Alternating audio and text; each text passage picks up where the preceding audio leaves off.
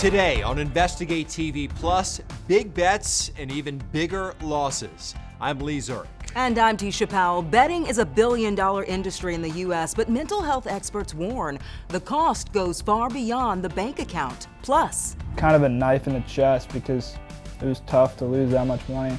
Our investigative team discovered many gamblers are underage, gaming the system underground.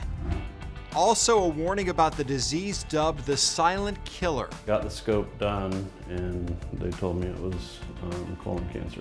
Doctors say more younger adults are receiving a dire diagnosis. We get to the heart of caring for your gut. And say hello to Dolly. But I'm very proud of the Imagination Library, where we give books to children. I think that'll be as big a part of my legacy as my songwriting and my singing. This icon proves she's more than country music and makeup. In-depth stories that inform and inspire. You're watching Investigate TV Plus.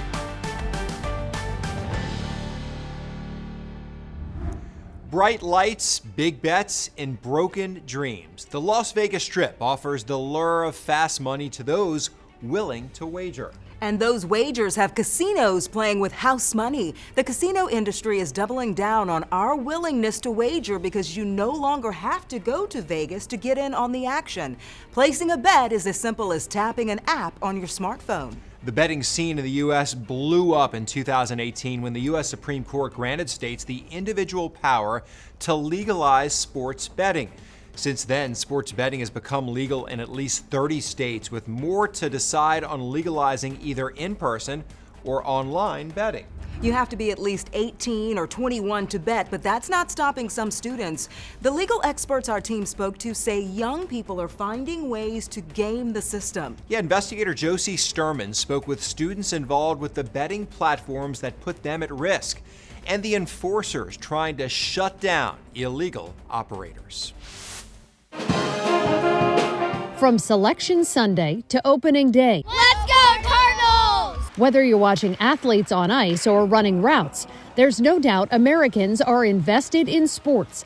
But for many, the game is just a little sweeter when there's money on the line.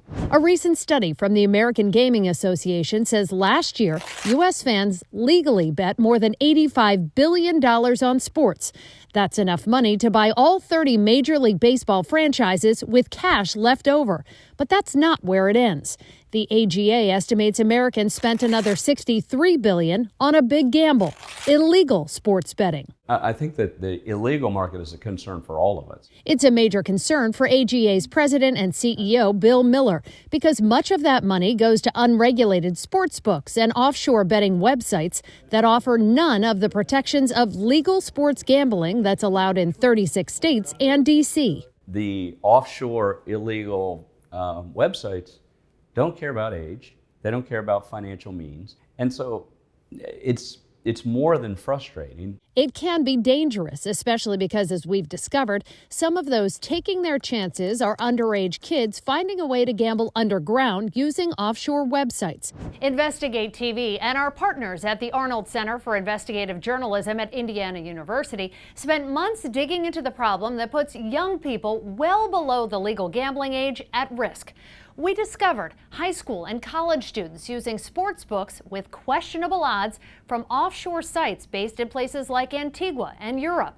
Their web addresses end in AG or EU. Some we found specifically target their schools.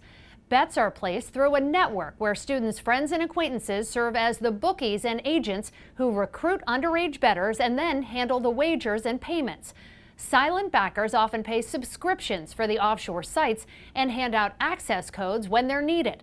They front the money to cover the book when people win and often allow bets on credit when they don't. Kids can win big, but they can also go bust, and when that happens, they can rack up debts bigger than a student loan payment. I didn't think of losing. That quickly changed for this Indiana student who asked us not to reveal his name out of concern for his future.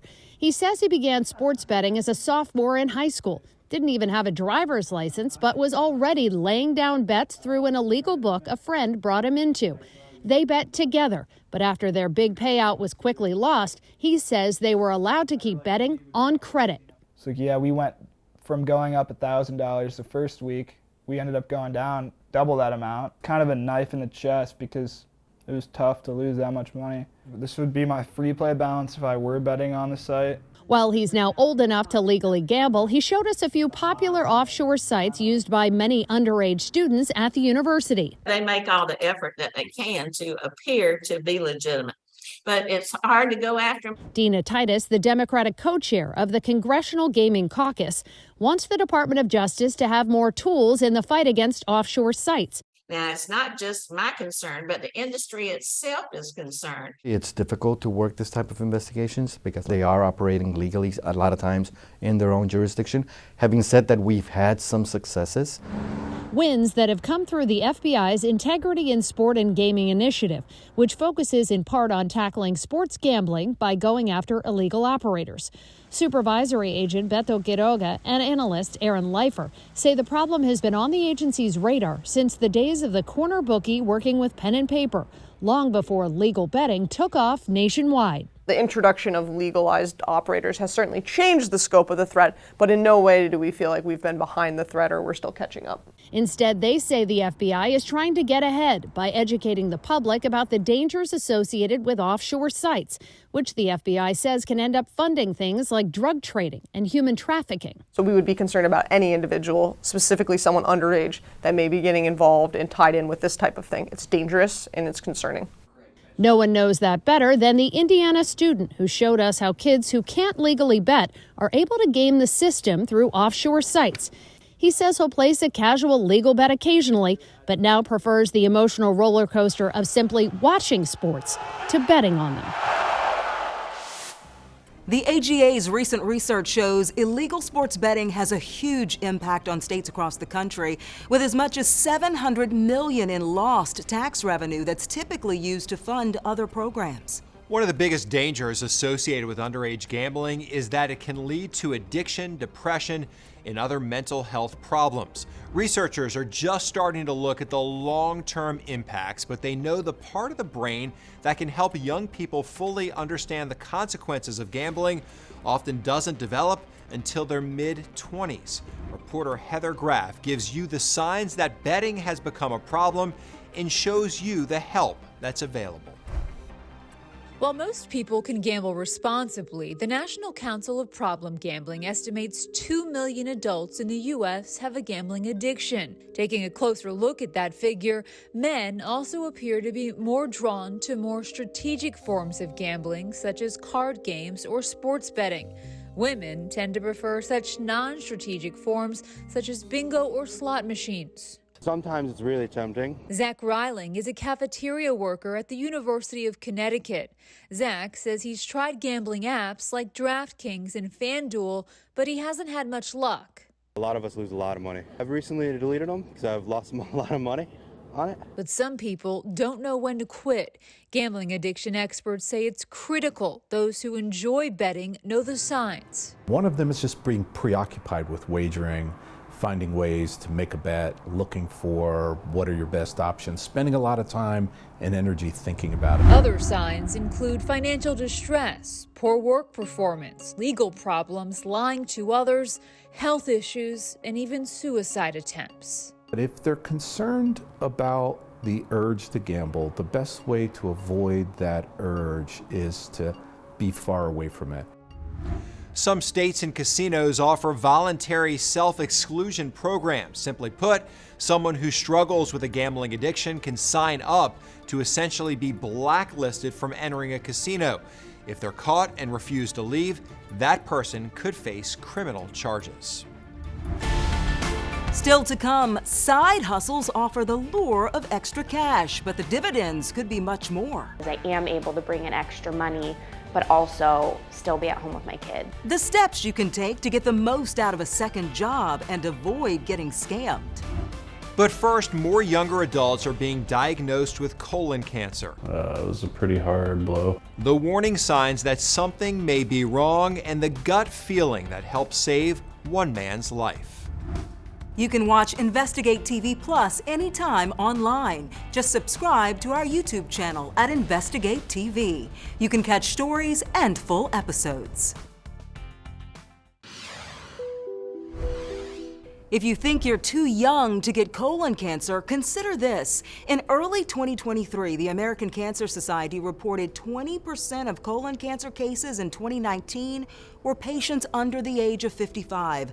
That's double the rate in 1995. That jump in cases is the main reason the U.S. Preventative Task Force recommended lowering the screening age for colon cancer from 50 to 45. One Missouri man was barely over that mark when his cancer was discovered. Reporter Sharon Chen has this story and symptoms you should look out for.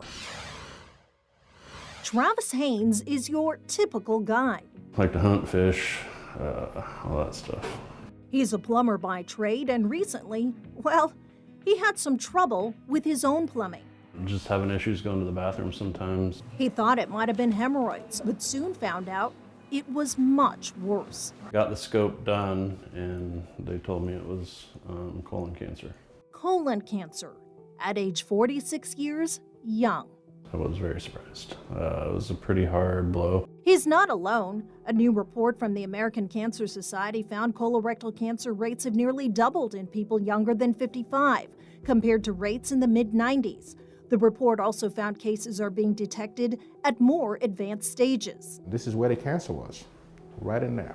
Travis was diagnosed with stage 2 colon cancer. I quickly realized that his surgery needs to happen right away. Install the endoscope for targeting. Dr. Robert Amajoy specializes in robotic colorectal surgery at St. Luke's Health System. It's almost like playing a video game. Amajoy says when it comes to colorectal surgery, the robot is a game changer. And you can see all of the organs right in your face. It's almost like having your head inside the belly. Ready? The robot has small instruments, and because they're small instruments, there'll be small incisions. Okay. All right, doing okay? Yeah, no pain? And that translates to faster healing for Travis. I almost feel like I didn't have surgery. He did, and he's completely cancer-free. I'm super blessed that I came in when I did, because none of the cancer had moved anywhere. Now he's got bragging rights for a second chance at life, and with the sci-fi spin. I had surgery basically by a robot. I was hoping there was going to be laser beams, but I don't think there was, so. The doctors we spoke with say the most important message here is to get screened starting at age 45. Finding colon cancer early during a routine colonoscopy provides the greatest chance for survival. Also, know the signs. Contact your doctor if you have changes in bowel habits, rectal bleeding, stomach pain, weakness and fatigue, or unexplained weight loss. Still to come, she's working 9 to 5 on her legacy. I just really feel like it's important to give back, and we're supposed to do that. Dolly Parton gets candid about what motivates her to keep performing and what inspires her ongoing generosity. But first, more people are looking to earn a little extra cash. I can pretty much create my own schedule, which is huge. The gains and potential losses from taking on a side hustle.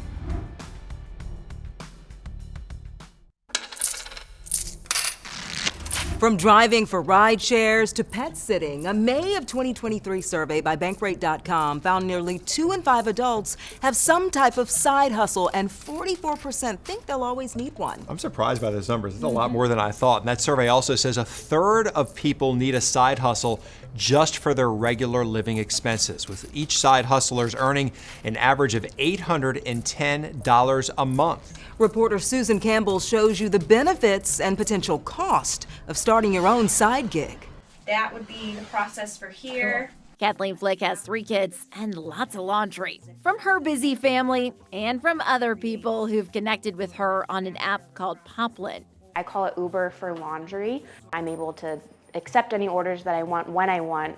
I go pick up their laundry, wash it, dry it, fold it, and then I deliver it back to their doorstep. Make sure. Kathleen says she tackles the extra laundry during her kids' nap time and after they go to bed at night. I can pretty much create my own schedule, which is huge. I know a lot of side gigs, you don't necessarily have that flexibility. I've been doing side hustles myself for 40 years. Alan Simon is the author of Side Hustles for Dummies. He says when you hear side hustle, you probably think about the gig economy, like food delivery and ride sharing. But it can be so much more. Everything from writing to web design and online boutiques. You may be able to make just a little bit to sort of fill in the gap between maybe what your budget is and what your full-time job is. Or some people catch lightning in a bottle and can turn it into tens or hundreds of thousands of dollars a year. He says right now, sports memorabilia is one of the biggest side hustles out there. People have jumped into all kinds of side hustles, doing YouTube videos, TikTok videos, podcasts, buying and selling, trying to flip cards. But he says, beware. Side gigs may not live up to what's promised, and the side hustle economy can be susceptible to get-rich-quick schemes. The biggest thing is to do your research. Really check into things, check references before you jump in, and certainly before somebody starts spending a lot of money on something. For Poplin, the startup cost includes detergent, clear plastic bags to return the clean laundry, labels, and a bathroom scale to weigh the laundry. Laundry pros also have to account for extra energy costs from running the washer or dryer more often. Kathleen says it's working for her. It's really been like a huge blessing for my family just because I am able to bring in extra money, but also still be at home with my kids. Kids who are very happy to keep adding to that laundry pile. Hey, I do the laundry in my house. Maybe I could do a little side hustle with a laundry. You think gig you'll on have the side. time to do that? No, probably not. I used to make bows. And try to Bows? sell them. Yeah, I worked at a flower shop, learned how to make bows, and people around Christmas time would say, hey, can you make a bow for my Christmas tree?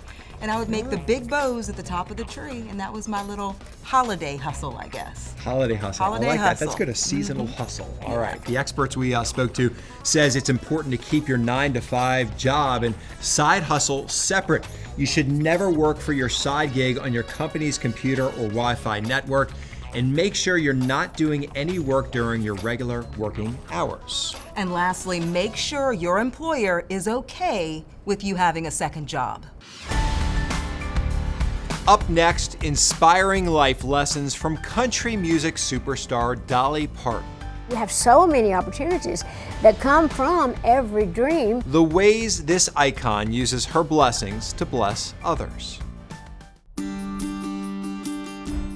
I get so much credit for so many good things that other people are doing, but I'm happy to get out there and say, yay, at least I'll brag on them. We all know Dolly Parton as a country music superstar, but her influence goes well beyond the stage. In April of 2020, she donated $1 million to Vanderbilt University, which helped fund Moderna's COVID-19 vaccine. Once the shot became available, she got her first dose in March of 2021. But her coronavirus effort was not the first time Dolly used her success for good.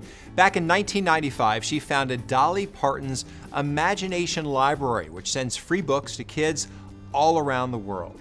Holly Thompson sat down with Dolly to talk about her ever-expanding list of projects and legacy. Love is the drumbeat of everything Dolly Parton does. A love of the volunteer state. I'm proud to be a Tennessee girl. Her park. My love hopefully shows all over the place. And of her music. I love what I do. I never did it for the money. I always wanted to make a lot of money, but I would still be doing it if I was just working as a waitress, saving my tips to do a demo to send it to Nashville with some of my songs. Surely I would. The country superstar has no plans of slowing down. I will never retire. I will always rewire. I reinvent myself, as they say all the time. Reinvention that includes a rock and roll album featuring other musical superstars like Paul McCartney and Stevie Nicks. Dolly says each reinvention starts with a single dream. You have so many opportunities that come from every dream. A new dream comes from that and a new one from that. So it's just really, it just goes on and on. But she admits big dreams come with big responsibility. When I started to make it, I thought if I ever did make it, I wanted to bring something back to my home because I wanted to be able to provide jobs for people. And she has. In fact, Dollywood and Parton's surrounding ventures are one of the biggest employers in the state. But jobs aren't the only thing Dolly's provided. We sat down with her in 2017 as she helped raise $10 million to rebuild after the Great Smoky Mountain Fire. That's the only way you can keep going. You got to pull as a, as a community, as a family, and as a country. It's just one of her many philanthropic gestures, most recently donating $1 million to COVID-19 vaccine research. What is it that brings out your generosity? What's behind that giving? Well, I always felt like that when you get in a position to help, that you should help. That's just Christian heart, growing up like in my grandpa's church of like giving and receiving. They're both supposed to be done. You're so beloved and you've done so many things. What do you want your legacy to be? Well, I want to be remembered as a good person, a person that tried to do good. But I'm very proud of the Imagination Library, where we give books to children. I think that'll be as big a part of my legacy as my songwriting and my singing. Singing and songwriting that's helped many a fan through a heartbreak. It's just the song that just gonna live on forever, like 9 to 5, I guess. Fine by me. I get my royalties. Lord knows I need the money. You know my famous joke, costs a lot to look this cheap. Dolly shows no signs of stopping. She released her first rock album in 2023, which includes collaborations with Paul McCartney and Ringo Starr, Lizzo, Elton John, and Sting. She's never going to slow down until, I mean, she's incredible too, that energy. All right, that's it for us here on Investigate TV Plus. I'm Lee Zurich. And I'm Tisha Powell. Thanks for watching. On the next Investigate TV Plus, unsuspecting parents wake up to find their 15-year-old son overdosed from a pill laced with fentanyl. I immediately pulled him down and did CPR on my dead son. And they say he connected with the dealer on social media. We investigate the claims of drug activity on one popular app.